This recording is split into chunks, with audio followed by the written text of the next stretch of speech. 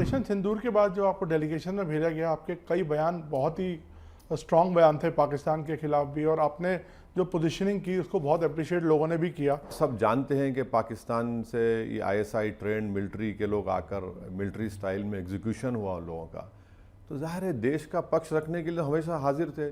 Sir 26/11 पर P Chidambaram का एक बयान अभी हमने सुना हाल में, उन्होंने कहा कि हम तो हमला करना चाहते थे लेकिन सरकार पीछे हट गई, अमेरिकन दबाव आ गया। चिदम्बरम साहब वो लिखे हैं, उस वक्त की गवर्नमेंट की स्ट्रेटेजी कुछ और थी, आज की स्ट्रेटेजी कुछ और है। जो ऑपरेशन सिंदूर हो हम तो उसे सपोर्ट करें।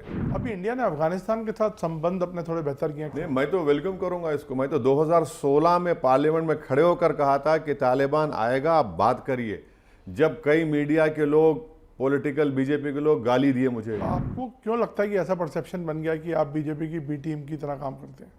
नहीं, परसेप्शन नहीं है, बिल्कुल नहीं है, ये बनाना चाहते हैं लोग। अगर 3 मरतबा नरेंद्र मोदी इस देश के प्रधानमंत्री बने हैं, इसमें गलती भारत के मुसलमानों की नहीं है। आप ये देखिए कि पोल्ड वोट्स में से करीब 50% non Muslim vote Narendra Modi को मिल रहा है, तो इसमें मेरा क्या रोल है उसमें? आपकी संबंध कैसे हैं बीजेपी के साथ? बीजेपी जैसे पार्टी से कोई संबंध नहीं है। बट मोदी और अमित शाह नहीं, कोई नहीं है। ये कह सकते हैं कि आपका रिलेशनशिप ट्रांजैक्शनल है?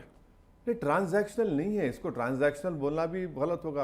अभी सर हमने बरेली में एक प्रोटेस्ट देखा और आपने उस पर कुछ टिप्पणी भी करी। अगर मैं एक पोस्टर उठा रहा हूं जिसमें मेरा फेथ है और भारत के संविधान में आर्टिकल 25 फ्रीडम ऑफ रिलीजन है, मगर पोस्टर कैसे खतरा बन गया? समझने की बात यह है कि हमारे लिए दुनिया में सबसे कीमती चीज प्रॉफिट मोहम्मद सल्लल्लाहु अलैहि वसल्लम से मोहब्बत। तो अब आपसे पूछ के मुझे मोहब्बत का इजहार करना पड़ेगा। और आखिरी बात, लव से क्यों नफरत है बीजेपी को? ये जो डेमोलिशन चल रही है कई स्टेट्स में, इनका एक मंत्री था टेनी, यूपी में गाड़ी चला दिया, उसका घर तोड़े आप? नहीं तोड़े। बुलडोजर से आप देश नहीं चला सकते। सर ये जो बार बार बोला जाता है कि वोट चोरी हो रहा है और ये गद्दी छोड़ो, इस पे आप इस पे इंडोर्स करते हैं इस चीज को, कि इस तरह के बयान को? और जो राहुल गांधी जैसे बाहर जाके स्टेटमेंट्स देते हैं, देखिए इसको किस तरह से मैं राहुल गांधी या उनकी पार्टी के ताल्लुक से नहीं बोल सकता, उनके काबिल लोग हैं। मेरा मानना ये है कि अगर मुझे बीजेपी को हराना है, बीजेपी जिस तरह से चुनाव लड़ती है ना, 24 घंटे ये लोग काम कर रहे हैं। गवाई साहब पे भी हाल में एक हमला करने की कोशिश की किसान ने। चीफ जस्टिस ऑफ इंडिया के कोर्ट में कोई जूता उठाकर फेंकता है और इस तरह का बकवास नारा लगाता है, और एक म्यूटेड रिस्पांस गवर्नमेंट से आ रहा है, बिल्कुल ठंडा रिस्पांस। प्रधानमंत्री तक ने अपोज किया सर। अरे क्या अपोज किया भाई? कितनी देर के बाद किया बोलिए? आप टाइमलाइन निकाल लीजिए, कितनी देर के बाद? अरे हाईएस्ट लेवल पे हाईएस्ट लेवल होता तो दिल्ली पुलिस क्या कर रही है बताइए आप। First of all thank you so much Owaisi साहब, आपने समय दिया हमें एएनआई को। तो मेरा अभी तो बिहार के चुनाव का ऐलान हो चुका है और बिहार के चुनाव से मैं अपना शुरुआत कर रहा हूँ इंटरव्यू की। आप इस बार मिथिलांचल में अपने कैंडिडेट्स को खड़ा कर रहे हैं, क्या ऐसा क्यों? खड़ा तो करना है कैंडिडेट को, और चुनाव लड़ना है।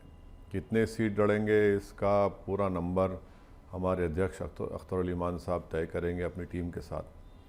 मगर हम लोग तो हमारे लीडर ने, अख्तर अली मान साहब ने लेटर लिखा था लालू प्रसाद यादव साहब को, तेजस्वी को, कि हमसे अलायंस की। इसका बैकग्राउंड ये है कि कई बिहार के बड़े बड़े लोग आए थे, आकर मिले और बोले कि सर आप लोग अलग क्यों लड़ते, डिवाइड होता वोट। तो बोले तैयार है, ठीक है आप बोलिए। तो वो लेटर लिख दिए। मतलब आप कंटेंट लिखिए, हम लेटर वो जो बोले हम लिख दिए, भिजा दिए। फिर तेजस्वी यादव ने कहा कि पिताजी को लिखे, मुझे नहीं लिखे। तो बोले उनको भी लिख दो। उसमें लिख के हमने कहा कि 6 सीट दे दो हमको, आप 5 तो जीते थे पिछले मरतबा। तो उसके बावजूद भी अगर वो नहीं करे तो फिर चुनाव तो लड़ना है, लड़ेंगे। तो इस बार क्यों नहीं, आपको क्यों उन्होंने अलग कर दिया? नहीं, अब हमको उससे मतलब नहीं है, मुझे उससे कोई मतलब नहीं है। मगर बिहार के जो बड़े बड़े इम्पोर्टेंट रिनाउंड मुस्लिम स्कॉलर्स बोलिए, ज़िम्मेदार बोलिए, उन्होंने हमसे कहा था और उनको शिकायत थी कि ओवैसी नहीं करना चाह रहा है। तो मैं बोला भाई आप जो लिख के देंगे हम साइन कर देंगे। आपका आर्गूमेंट पूरा हो जाएगा, हमारा भी हो जाएगा, आपको पता चल जाएगा कि कौन बीजेपी को रोकना चाह रहा, कौन नहीं रोकना चाह रहा है। तो हम तो कर दिया, अब वो नहीं ले ना ले उससे तो फर्क नहीं पड़ेगा। ओवैसी साहब, जब आप अपने कैंडिडेट्स को बताते हैं तो आपके मेन मुद्दे क्या हैं? आपको क्या लगता है बिहार का इस समय फोकस क्या है, इश्यूज? सर देखिए, हमारी जो सियासी शुरुआत हुई थी बिहार में, जो सफ़र का आगाज़ हुआ था सियासी सफ़र, वो सीमांचल की सरजमीन से होता था। हमने कहा था कि सीमांचल से इंसाफ होना चाहिए। उस पर हमने एक बड़े बड़े स्कॉलर्स को बिठाकर एक 5 साल पहले एक स्टडी भी करवाई थी, एक बुक भी निकलवाई। तो बेसिकली सीमांचल का जो अंडर डेवलपमेंट है, वो 4 डिस्ट्रिक्ट्स है, ह्यूमन डेवलपमेंट इंडिकेटर्स बहुत ख़राब हैं, वो एक है। दूसरा, ओवरऑल बिहार में जो मिस गवर्नेंस है, करप्शन है, और जो सैलाब से ज़मीन कट जाती है, ये बहुत से इश्यूज हैं, ये हैं। और फिर एक सेंस ऑफ एलिनेशन है मुस्लिम कम्युनिटी में। एलिनेशन से मुराद कि भाई हर समाज का, हर कास्ट का एक लीडरशिप है, और 19%, 18% बिहार के मुसलमानों को लीडरशिप नहीं है। तो उस पर भी बड़ा लोगों को तकलीफ है, ये भी एक बहुत बड़ा मुद्दा है। SIR कोई बड़ा इशू है इसमें? SIR तो है, इशू है। हमारी पार्टी की तरफ से अख्तरुल ईमान साहब प्रेसिडेंट खुद सुप्रीम कोर्ट गए थे, जिनको निज़ाम पाशा एडवोकेट ने रिप्रेजेंट किया। तो SIR का तो है, और अगर जो लोग जिनके नाम कट गए अगर वो नहीं देखे तो फिर आप देखेंगे पोलिंग के दिन फिर एक शोर शराबा होगा। लेकिन अभी ज़्यादा कोई, वो कहते हैं इलेक्शन कमीशन का कहना है कि ज़्यादा लोग कंप्लेंट नहीं कर रहे हैं, ज़्यादा रिव्यू नहीं मांग रहे हैं। नहीं, ऐसा नहीं है। 65 लाख तो आप नाम निकलवा दिए, अब इलेक्शन कमीशन और 3.5 लाख निकलवा दिए। तो अख्तरुल ईमान साहब की जो कॉन्स्टिट्यूंसी है, उसमें तो हम लोग कम से कम 1000 नेम्स, उसका टाइम कम था, उसका तो हम डाले, जिनको बताया हमने कि ये ना मरे हैं, ना शिफ्टेड हुए हैं, ना डबल एंट्री है उनका। अब ये 3.5 लाख अब ये फिर चेक करना पड़ेगा। तो do you see it as a conspiracy और do you see red in it? नहीं, हमारा बोलना ये है कि आपको इतना जल्दी क्या था, आप टाइम लेते भाई। आप जून में अनाउंस किए और बोले कि 1 महीने में ये होगा, 1.5 महीने में हो जाए, कैसा होगा ये? इतना बड़ा प्रदेश है बिहार, और कंप्लीट 90% रूरल एरिया है। अब बरसात में भी वहाँ जा नहीं सकते। तो इतना लेबरस था वो, इतना प्रेशर था BLOs के ऊपर। और डेंजरस बात उसमें ये है कि उसमें नोटिफिकेशन में लिख दिया कि अगर 2 से 3 मरतबा किसी घर पे जाएंगे, वोटर नहीं मिलेगा, तो वो अपने ERO को बोलेगा, या ERO को वो फॉरेनर्स सिटीजनशिप एक्ट के कॉम्पिटेंट अथॉरिटी को बता देगा। तो ये कैसा होगा बताइए? तो इससे ताल्लुक़ ही नहीं, आपका काम है ही नहीं ना ये सिटीजनशिप चेक करने का, तो काम MHA का है वो। तो वैसे आप जाके कैंपेन कर रहे हैं इस बार? मैं तो कई बार जाके आया। तो कैसा रिस्पॉन्स है? आपको लगता है इस बार हवा कुछ है? नहीं, हमारा अच्छा रिस्पॉन्स है, अच्छा कैंडिडेट्स भी हम लोग दिए हैं और अच्छे देना चाह रहे हैं, तो अब मेहनत करना है। तो PK फैक्टर आपको लगता है कि कहीं वहाँ पे काम कर रहा है? नहीं, अब ये हर एक को इख्तियार है इलेक्शन लड़ने आप का। तो काफी इतना मुझे पुराने। अपना फैक्टर नजर आता है ना, तो अब दूसरों का फैक्टर नजर आ दिया, मुझे नहीं आता। नहीं तो वो वो लड़ेंगे, उनका लड़ना है, हमको अपनी पार्टी कैंडिडेट्स को कामयाब करना है। हर पार्टी इलेक्शन लड़ेगी, तो एक्सक्लूसिवली ये है बोलना तो सही लेकिन नहीं। आप थोड़े इससे नाराज हैं कि आपको महागठबंधन ने इस बार इतना ज्यादा अपने साथ? नहीं, नाराजगी का सवाल नहीं है। वो अपनी पार्टी का स्ट्रेटजी तय करेंगे, हम अपनी पार्टी का तय करेंगे। मगर जब बिहार के बड़े बड़े मौलाना लोग, स्कॉलर्स, इंटेलेक्चुअल्स, डॉक्टर्स, लॉयर, ये सब बोले कि भाई OIC नहीं करना चाह रहे, हम बोले भाई कौन बोला आपको? फिर हमको याद दिलाया, परसों वाइस प्रेसिडेंट का इलेक्शन हुआ है महीना भर पहले, किसको वोट दी हम? तो खामोश हो गए। अब उन्हीं को हम बोले कि आप जाके लेटर दे दीजिए। अब वही लोग बड़े अफसोस का इजहार कर रहे हैं कि भाई आप तो, आपकी नीयत सही है, अब ये लोग ऐसा कर रहे हैं। तो ये अब आपको क्यों लगता है कि ऐसा परसेप्शन बन गया कि आप BJP की B टीम की तरह काम करते हैं? नहीं, परसेप्शन नहीं है, बिल्कुल नहीं है। ये बनाना चाहते हैं लोग, मगर हम तो कई मरतबा बोले हैं और आज भी बोल रहे हैं कि अगर 3 मरतबा नरेंद्र मोदी इस देश के प्रधानमंत्री बने हैं, इसमें गलती भारत के मुसलमानों की नहीं है, इसमें नहीं है गलती मुसलमानों, खुल के कह रहे हैं आपसे। गलती किस, गलती बोलिए या क्रेडिट जो दिया जा रहा है कि भाई, अरे भाई आप ये देखिए कि पोल्ड वोट्स में से करीब 50% non Muslim vote Narendra Modi को मिल रहा है, 37-38% मिल रहा है। तो इसमें मेरा क्या रोल है उसमें? अगर आप मेरे सर पे ताज रखना चाह रहे हैं तो मैं कबूल कर लूँगा, मुझे कोई इतराज़ नहीं है। अगर आप समझ रहे हैं कि हर चीज़ में OIC को लाने से मर्ज़ का इलाज हो जाएगा, तो मुझे कोई उसकी परेशानी नहीं है। मगर इंट्रोस्पेक्शन तो करिए, जो उर्दू में बोलते हैं कि मुहासबा करिए, कि देखिए गिरेबान में झांक कर देखिए आप में कितनी कमज़ोरी है, आखिर क्या हो रहा है, कैसे हो रहा है? तो ये अब उनको नहीं करना चाह रहे, अब हमको क्रेडिट देना चाह रहे, तो मुझे तो खूब मैं इस इंटरव्यू का एक फ़ायदा उठाता हूँ ये कि मैं पूछता हूँ आपकी संबंध कैसे हैं बीजेपी के साथ, लीडरशिप के साथ, टॉप लीडरशिप के साथ? बीजेपी जैसे पार्टी से कोई संबंध नहीं है। बट मोदी और अमित शाह नहीं, कोई नहीं है। देखिए, जब ऑपरेशन सिंदूर होने से पहले हम तो एक ट्वीट किए थे, स्टेटमेंट रिलीज किए कि हमको क्यों नहीं बोले ऑल पार्टी मीटिंग में आप। तो मैंने ऑन रिकॉर्ड कहा था आप कि तो आए थे ऑल पार्टी। नहीं, होम मिनिस्टर मुझे फ़ोन करके कहा कि आप आइए।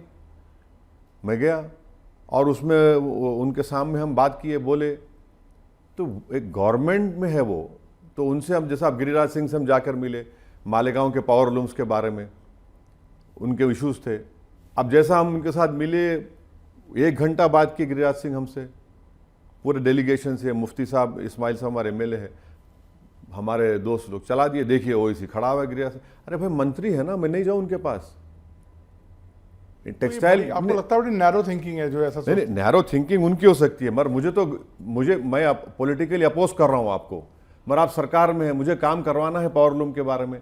अब जैसा आज की तारीख में मालेगांव में गवर्नमेंट ऑफ महाराष्ट्र ने रूल निकाल दिया कि सबको जितना पावर कनेक्शन ऑनलाइन करो।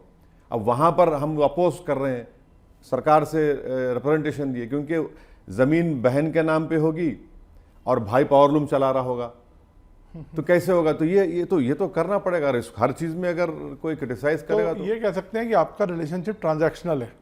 नहीं, ट्रांजैक्शनल नहीं है, इसको ट्रांजैक्शनल बोलना भी गलत होगा। भाई वो पावर में है। अगर मैं खड़े रहकर पूछूंगा कि भारत में अनएम्प्लॉयमेंट क्यों है, जवाब दो, आप सरकार में है। अगर मैं किरण रिजिजू से पूछूंगा कि वक्फ का एक्ट आपने क्यों बनाया, ये तो खराब है, आप पैसा खर्चना नहीं कर रहे हैं अपने बजट का, तो मेरी ड्यूटी है ना as a member of parliament. तो सर आपका कांग्रेस के साथ तेलंगाना में अलायंस होता है, बाहर आप उनके खिलाफ लड़ते हैं। अलायंस है कांग्रेस? नहीं, ऐसा मेरे को अभी मैं सुना कि तेलंगाना में एक बाई इलेक्शन में आप नहीं, कोई फैसला नहीं हुआ जुबली इलेक्शन के बारे में। अभी कोई फैसला नहीं हुआ। हाँ, रेवंत रेड्डी से अच्छे ताल्लुकात है। मैं ऑन रिकॉर्ड ये कहा हूँ और फिर कह रहा हूँ कि मेरी कॉन्स्टिट्यूंसी में एक हिस्से में मेट्रो लाइन नहीं आई थी, तो चुनाव में तो हम टीआरएस की सपोर्ट कर रहे थे 28 के असेंबली इलेक्शन में।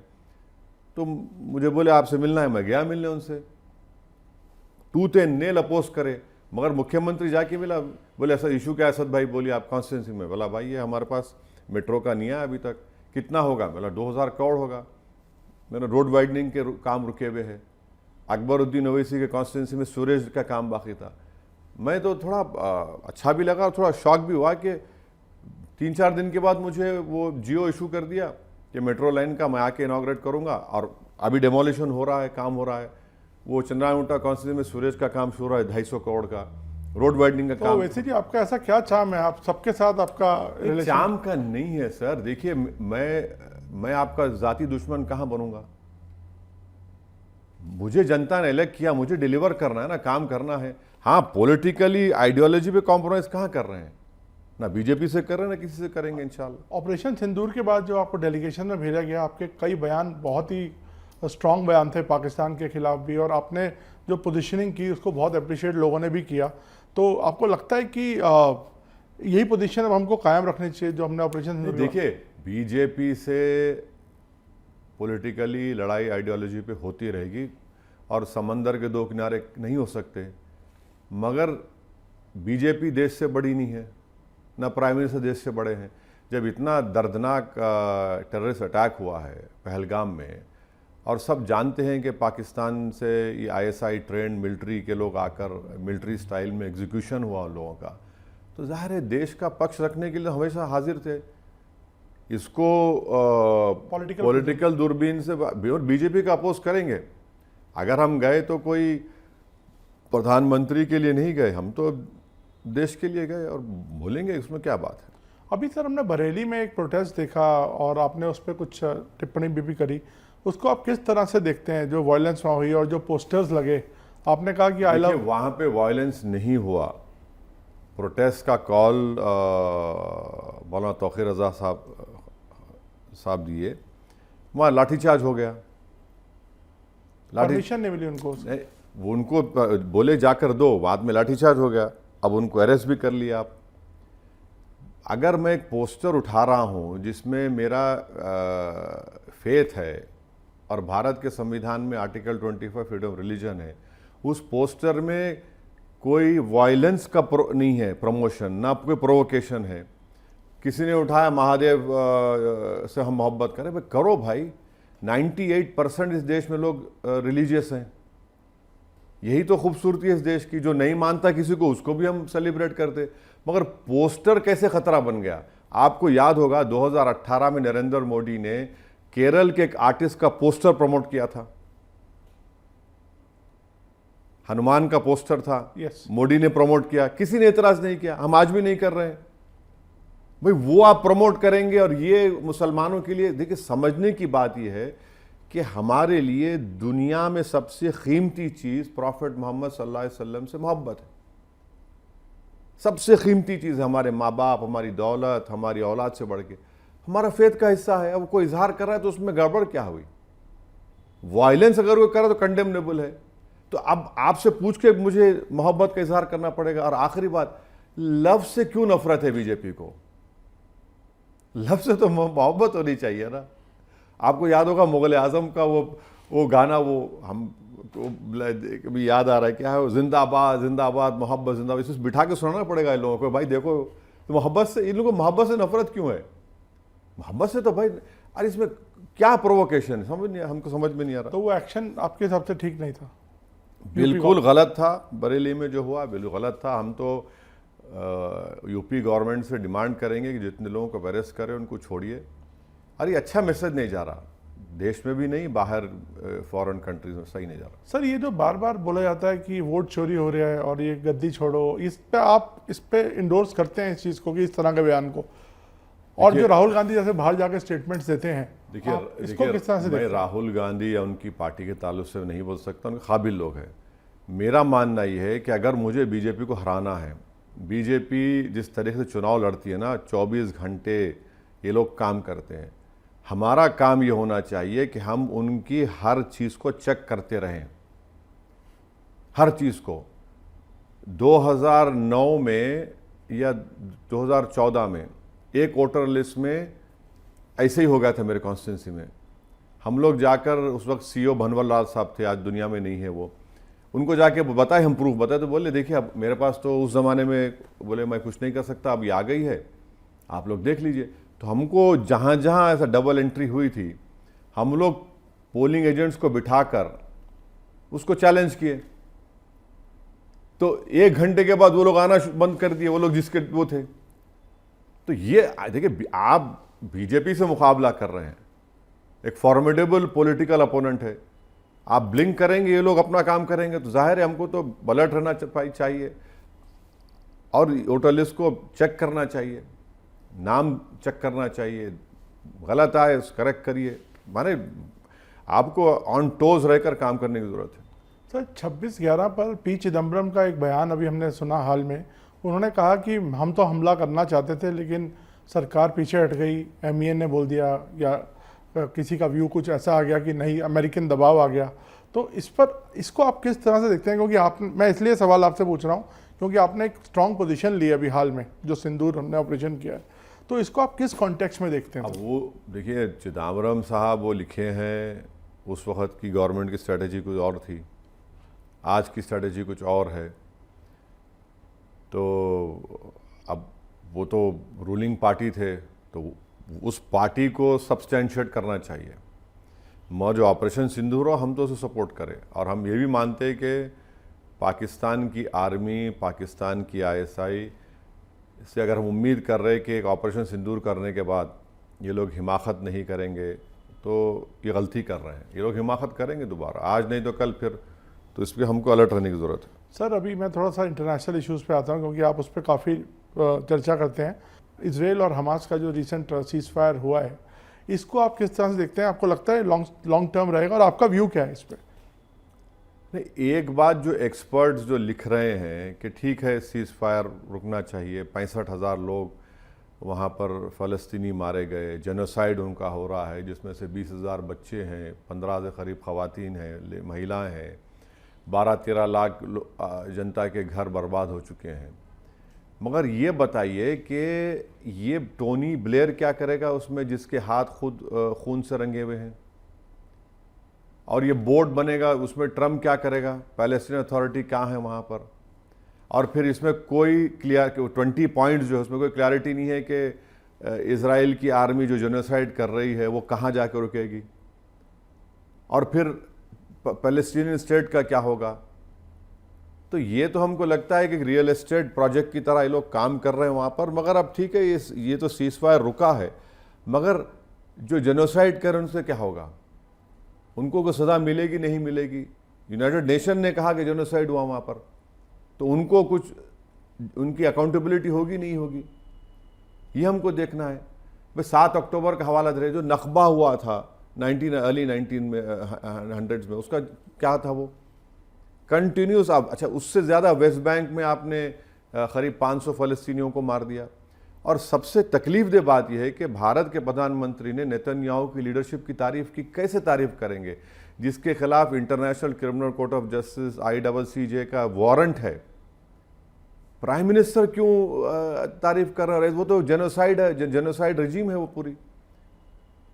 और ये बार बार जो बीजेपी प्रमोट करे इजराइल हमारी मदद करता, कोई मदद नहीं करता, हम पैसे दे के लेते हैं उनसे, फ्री में कोई नहीं देता। फ्री में कोई देता है क्या बताइए आप? कोई नहीं देता है। बट एक जेनोसाइड रजीम है, 65,000 लोगों को उन्होंने मार दिया वहां पर, कुछ बचा ही नहीं वहां पर। आपको मालूम नवीन साहब कि अब उसका जो डेब्रिस उठाने के लिए, सिर्फ डेब्रिस 5 साल लगेंगे, 5 years। 65,000 तो मर गए, अब उसके नीचे कितने लाशें निकलेंगी या हड्डियां निकलेंगी किसी को पता नहीं। तो basically you are opposing this, मतलब like you are not clear, अभी क्लैरिटी नहीं है। सवाल अपोज का नहीं है, सवाल यह है कि कोई क्लैरिटी नहीं है।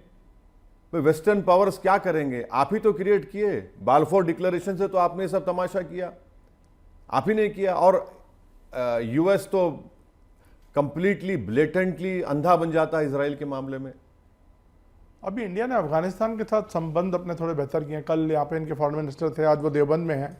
हमारी कुछ पार्शियल रिस्टोरेशन ऑफ एम्बेसी हुआ है, तो इसको किस तरह से आप देखते हैं? नहीं, मैं तो वेलकम करूंगा इसको। मैं तो 2016 में पार्लियामेंट में खड़े होकर कहा था कि तालिबान आएगा, आप बात करिए। जब कई मीडिया के लोग, पॉलिटिकल बीजेपी के लोग गाली दिए मुझे, ये देखो तालिबान की बात कर रहा है, मेरी स्पीच है, मैं आपको बताऊंगा इंटरव्यू। 2016 मैंने कहा बात करिए उनसे, क्योंकि हम देखिए हमारे लिए बहुत, ये छाबा रिपोर्ट बना हमारे लिए बहुत जरूरी है जो ईरान में हम बना रहे हैं। उससे हम अफगानिस्तान में जाएंगे। हम कैसे इन्फ्लुएंस छोड़ देंगे उस इलाके का चीन और पाकिस्तान के लिए? लेकिन कुछ खामियां उनकी भी है ना, जिससे वुमेन राइट्स और सबको लेके। अरे सर, खामियां सब में है ना। कहाँ खामियां? आप खामियों को देखेंगे या आप उस स्पेस को छोड़ देंगे? आप कौन होते भाई? आपके घर में क्या हो रहा आप देख लेना, आपके घर में जो होगा वो आप देखेंगे। मैं मुझे क्या करना है उससे? मुझे ये देखना है कि मैं उस जगह ना खो दूं। वो यहां पर उनका फॉरेन मिनिस्टर है और पाकिस्तान की एयरफोर्स ने बमबारी कर दी वहां पर। आप देख रहे कैसा हो रहा है। चीन अफगानिस्तान, पाकिस्तान और बांग्लादेश को बुलाकर मीटिंग किया। ये सही है कि हमारे लिए पूरा डिप्लोमेटिक रिलेशनशिप हमारे एस्टैब्लिश होनी चाहिए। देश की सिक्योरिटी और जियोपॉलिटिक्स के लिए हमारा वहां पर है ना बहुत जरूरी। तो ये वेलकम मूव है। बिल्कुल, मैं तो कहूँगा फुल फ्लेज डिप्लोमेटिक रिलेशन होनी चाहिए। और जब तालिबान आया तो तालिबान ने इंडिया से कहा कि आप जो मेडिकल फील्ड में एड दे रहे हैं उसको जारी रखिए, बंद मत करिए प्लीज। एंड आई थिंक बंद किया भी नहीं, बंद नहीं किया हमने। और अफगानिस्तान में हमारा बहुत बड़ा इन्वेस्टमेंट है। जो पहली की रेजिम थी, हम तो 5-6 हज़ार लोगों को ट्रेन किए, यहाँ पर पढ़ाई लिखाई, वो अलग बात है। रोड्स बनाई हैं, डैम्स, पार्लियामेंट सब बहुत किया है। तो हमारा वहाँ और जो गुडविल इंडियंस की है वहाँ पर, सिख लोग वहाँ पर, पूरा जो फॉरेन एक्सचेंज उनके हाथ में है। तो ये सब चीज़ें हमको देखना पड़ेगा ना। तो ये हम कैसे छोड़ेंगे अफगानिस्तान को? एक और मुद्दा सर, टैरिफ का जो चल रहा है, आपको लगता है कि जो हमारी पोजीशनिंग है वो अच्छी है? हम लोग झुकने रहे हैं अमेरिका के आगे? ये तो सरकार की नाकामी है, बिल्कुल नाकामी। आप देखिए हमारा 35,000 करोड़ का मोटर पार्ट्स का एक्सपोर्ट होता है, आधा वो ठप हो गया।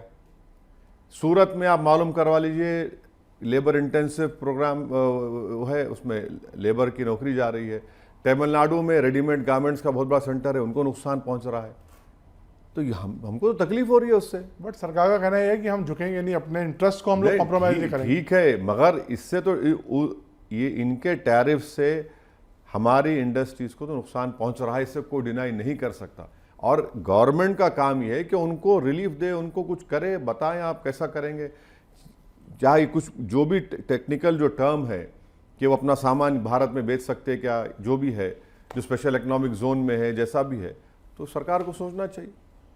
तो मैं आखिरी में आता हूँ सर, आपकी स्पीचेस को पूरा देश देखता है, बड़े फैक्ट बेस्ड स्पीचेस होती हैं पार्लियामेंट में, तो क्या अब आप किस सब्जेक्ट पर अब आगे काम कर रहे हैं, लोग जानना चाहते हैं। हर सब्जेक्ट पे बोलना आपने सर वक्त पे पोजीशनिंग की, वन नेशन वन इलेक्शन पे पोजीशनिंग की। नहीं, अब नवीन साहब जो इशू आएगा तो उस पर तो आप लोग तो उस पर बोलना ही पड़ेगा, तो उसमें कोई आप तो जो अगर नहीं मालूम तो जानकार लोगों से पूछ लीजिए, बोलते रहिए। तब जैसा कल 2 दिन पहले अमित शाह साहब ने स्टेटमेंट दे दिया वो पॉपुलेशन का, राइट, कैसा ऐसा बोल रहे हैं, कितना गलत बोल रहे हैं, झूठ पे झूठ बोले जा रहे हैं। भाई 1951 से कब से 50 जो भी पहले सेंसस से लेकर अब तक 2011 के सेंसस 4.4% का इजाफा हुआ मुस्लिम पॉपुलेशन में। आपको मैं अमित शाह की जबान में क्रोनोलॉजी समझिए, पहले क्या बोले, क्रोनोलॉजी समझिए। अमित शाह क्या बोले, ये दीमक है, दीमक है। उससे पहले मोदी जी क्या बोले, मैं ये कैंप खोलूंगा आबादी बढ़ाने के लिए, सीएम थे। फिर मोहन भागवत बोले कि पॉपुलेशन बहुत बढ़ रहा है एक समुदाय का। फिर बाद में योगी आदित्यनाथ बोले कि मूल निवासी पॉपुलेशन गिर रहा है। हाँ, अब क्या बोल रहे हैं, 3 बच्चे पैदा करो आप। मोहन भागवत खुद कह रहे हैं, पहले तो बोले मुसलमान आगे बढ़ रहा है। ये झूठ है। आसाम जब 51 में आसाम से 2 या 3 नॉर्थ ईस्टर्न स्टेट्स बने तो पॉपुलेशन बढ़ेगा ना। मिसाल के तौर पर अगर 100 लोग हैं उसमें 10% का इजाफा हुआ, और जो 10 लोग हैं उसमें अगर 10 लोग कैसा हो तो 100% दिखेगा आपको। इतनी वीक है मैथमेटिक्स में अमित शाह तो मुझे नहीं मालूम। अच्छा, गवर्नमेंट का डेटा है, TFR रेट मुसलमानों का सबसे ज्यादा गिरा है। डिस्ट्रिक्ट वाइज आप देख लीजिए, डिस्ट्रिक्ट वाइज गवर्नमेंट का है। अच्छा, आखिरी बात, अगर कोई इन्फिल्ट्रेट कर रहा है, भैया आप मंत्री हैं ना, आप क्यों नहीं रोक पा रहे उनको? ये तो आपके ऊपर सवाल उठेगा, आप क्या कर रहे हैं। और लास्टली कलकत्ता हाई कोर्ट ने जजमेंट दिया, आपने भिजा दिया उन लोगों को बांग्लादेश, जो बंगाली स्पीकिंग इंडियन मुस्लिम्स हैं, उनको वापस आना पड़ा। तो अगर आप हर बंगाली स्पीकिंग इंडियन मुस्लिम को बोलेंगे बांग्लादेशी, तो गलत है, बिल्कुल बहुत गलत है। बट एक बात बताइए, जो डेमोलिशन चल रही है कई स्टेट्स में, उसको आप किस तरह से देखते हैं? बिल्कुल गलत है। आप वो कह रहे हैं कि कागज नहीं है, कुछ पत्र नहीं है। कागज पर नहीं, सुप्रीम कोर्ट का जो गाइडलाइंस है, गवाही साहब ने जजमेंट दिया था, आप उसको फॉलो ही नहीं कर रहे हैं। आप बुलडोजर लगा रहे, नहीं पत्थर फेंके, कुछ दंगा हुआ, पकड़े उन लोग, सबका घर तोड़ दिया। ये तो पनिशमेंट है। ये तो कोर्ट का काम है, और आप उसको सजा दिलाइए ना। जो पत्थर फेंका या वायलेंस किया, आप पूरा घर ही तोड़ रहे हैं। 1 नहीं, 2 नहीं, 10-10, 20-20 घर आप तोड़ रहे हैं। क्या असर पड़ रहा है उसका? अच्छा, बुलडोजर आप कहां पर इस्तेमाल करते? इनका एक मंत्री था टेनी, यूपी में गाड़ी चला दिया, उसका घर तोड़े आप? नहीं तोड़े। ऐसे कई एग्जाम्पल्स दिए जा सकते हैं। तो बुलडोजर से आप देश नहीं चला सकते, तो आप संविधान से चलाइए, रूल ऑफ लॉ से चलाइए। मैं आखिरी में सर आ गया, लास्ट सवाल। गवाही साहब पे भी हाल में एक हमला करने की कोशिश की किसान ने, उसको आप इस एक्ट पर आपका कुछ कहना? पूरी सुप्रीम कोर्ट की तौहीन हुई है। गवाही साहब का कोर्ट में हुआ है, जिसने जूता फेंका, ये पूरे कोर्ट की तौहीन हुई है। मेरा सवाल ये है कि एक तो मैं रेस्पेक्टफुली डिसएग्री करता हूँ गवाही साहब से, उन्होंने कहा मैं केस बुक नहीं करना है। सवाल गवाही साहब का नहीं है, सवाल जो दलित को पीटा जाता है, मारा जाता है, मुंह छोड़ा तो एतराज, घोड़े पे बैठ के बारात निकला तो मारो, चमड़े का कारोबार करता तो पीटो। सर, इस NCRB का डेटा देखिए आप, 2023 का डेटा भी आया, हर रोज 12 दलित महिलाओं का रेप होता है।